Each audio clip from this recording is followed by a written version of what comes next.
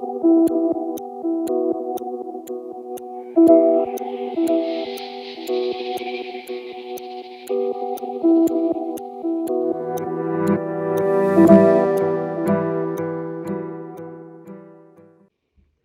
के राष्ट्रीय महासचिव कैलाश विजयवर्गीय रविवार को मंदसौर पहुंचे।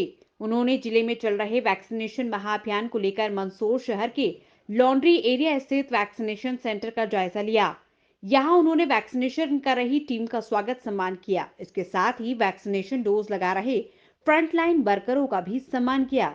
ये कैलाश विजयवर्गीय ने कहा कि देश की इतनी बड़ी आबादी को तय समय में टीकाकरण करने का कार्य प्रधानमंत्री के नेतृत्व में है, जो अकल्पनीय है। उन्होंने टीकाकरण कार्य में लगे स्वास्थ्य विभाग के साथ अन्य संस्थाओं, सामाजिक कार्यकर्ताओं और पार्टी के कार्यकर्ताओं को भी धन्यवाद देते हुए कहा कि विषम परिस्थितियों में भी हमारे कोरोना वॉरियर्स ने मिलकर इतनी बड़ी आबादी में वैक्सीनेशन का कार्य किया है।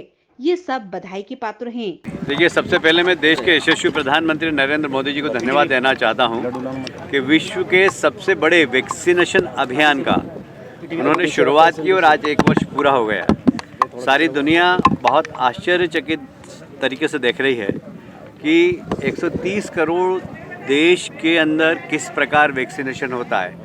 हमारे यहाँ की भौगोलिक स्थिति ऐसी है कि पहाड़ है, नदियाँ हैं, जंगल है और ट्राइबल इलाका है, जहाँ जाकर हमारे डॉक्टर्स, पैरामेडिकल स्टाफ और सामाजिक संगठनों ने जिस प्रकार वैक्सीनेशन अभियान को अंजाम दिया है, मैं समझता हूँ कि उसका कारण है कि कोविड की तीसरी लहर में सारी दुनिया हिल गई, पर भारत में आई ज़रूर है, पर ऐसा कोई बहुत बड़ी जनहानि नहीं है। उसका कारण है कि हमारे देश के यशस्वी प्रधानमंत्री नरेंद्र मोदी जी ने जिस प्रकार निःशुल्क वैक्सीनेशन के माध्यम से इस देश की जनता को स्वास्थ्य का सुरक्षा चक्र प्रदान किया है, ये एक बहुत बड़ी सफलता है। मैं समझता हूँ कि सारी दुनिया इसके ऊपर आश्चर्य करती है मैनेजमेंट के बारे में। आपको जानकर आश्चर्य होगा कि आज तक 156 करोड़ से ज़्यादा वैक्सीनेशन हो चुका है। 15 से ऊपर वाले लगभग 3 करोड़ हमारे नौजवानों को भी वैक्सीनेशन लग चुका है। कुल मिलाकर एक ऐतिहासिक प्रोग्राम ये रहा, माननीय प्रधानमंत्री जी के नेतृत्व में, माननीय मुख्यमंत्री जी के नेतृत्व में। और मैं समझ सकता हूँ कि देश की जनता की इस प्रकार उन्होंने चिंता करती है, जैसे पेरेंट्स चिंता करते हैं, जैसे माँ चिंता करती है, जैसे पिता चिंता करते हैं, ऐसे हमारे देश के प्रधानमंत्री ने हमारे देश की जनता की चिंता की है।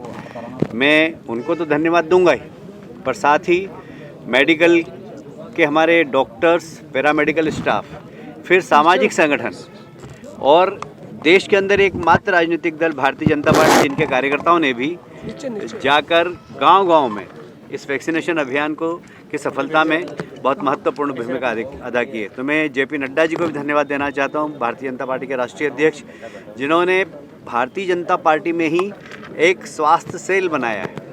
और हमने टारगेट किया था कि 2 लाख कार्यकर्ता हम खड़े करेंगे, किंतु 4 लाख से ज़्यादा कार्यकर्ता सारे देश में हेल्थ वर्कर के रूप में काम कर रहे हैं। तो ये एक बहुत बड़ा अभियान था, सफल अभियान है। ये हमारे देश की जनसंख्या को स्वास्थ्य का सुरक्षा चक्र जो प्रधानमंत्री जी ने वैक्सीनेशन के माध्यम से दिया है, हम प्रधानमंत्री जी को एक बार फिर से देखिए। अब वो तो बच्चे हैं, अभी उनकी बात का क्या जवाब दूँ मैं। शायद उन्होंने देश की राजनीति का इतिहास नहीं पढ़ा है कि पूरी की पूरी हरियाणा के अंदर भजन मंडली कांग्रेस में चली गई थी। राजनीति में कुछ भी संभव, यूपी में 300 सीटें जीतने का दावा। कैलाश विजयवर्गीय ने पत्रकारों के सवाल पर कहा कि उत्तर प्रदेश बीजेपी के पास 325 सीटें हैं। टिकट को लेकर जिनके खिलाफ एंटी इनकम्बेंसी है, जिन्हें लग रहा था कि उन्हें टिकट नहीं मिलेगा, पार्टी छोड़कर जा रहे हैं, ऐसे लोगों से बीजेपी को कोई फर्क नहीं पड़ेगा। उन्हें टिकट देते तो बीजेपी को हारना पड़ता, इसलिए जो छोड़कर जा रहे हैं उनसे बीजेपी को कोई फर्क नहीं पड़ने वाला। उन्होंने कहा कि राजनीति में सब कुछ संभव है। वहीं कैलाश विजयवर्गीय ने दावा किया कि यूपी में बीजेपी को 300 सीटें मिलेगी। देश के प्रधानमंत्री ने हमारे देश की जनता की चिंता की है, मैं उनको तो धन्यवाद दूंगा ही, पर साथ ही मेडिकल के हमारे डॉक्टर्स, पैरामेडिकल स्टाफ, फिर सामाजिक संगठन और देश के अंदर एकमात्र राजनीतिक दल भारतीय जनता पार्टी, जिनके कार्यकर्ताओं ने भी जाकर गांव-गांव में इस वैक्सीनेशन अभियान को की सफलता में बहुत महत्वपूर्ण भूमिका अदा की है। तो मैं जेपी नड्डा जी को भी धन्यवाद देना चाहता हूँ, भारतीय जनता पार्टी के राष्ट्रीय अध्यक्ष, जिन्होंने भारतीय जनता पार्टी में ही एक स्वास्थ्य सेल बनाया है। और हमने टारगेट किया था कि 2 लाख कार्यकर्ता हम खड़े करेंगे, किंतु 4 लाख से ज़्यादा कार्यकर्ता सारे देश में हेल्थ वर्कर के रूप में काम कर रहे हैं। तो ये एक बहुत बड़ा अभियान था, सफल अभियान है।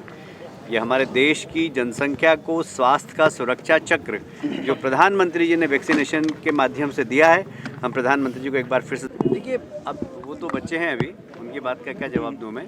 शायद उन्होंने देश की राजनीति का इतिहास नहीं पढ़ा है कि पूरी की पूरी हरियाणा के अंदर भजन मंडली कांग्रेस में चली गई थी। तो भजन लाल जी के नेतृत्व में पूरी की पूरी मंडली भजन फ्रंट लाइन थी सारे समाचार पत्रों में कि पूरी भजन मंडली कांग्रेस में।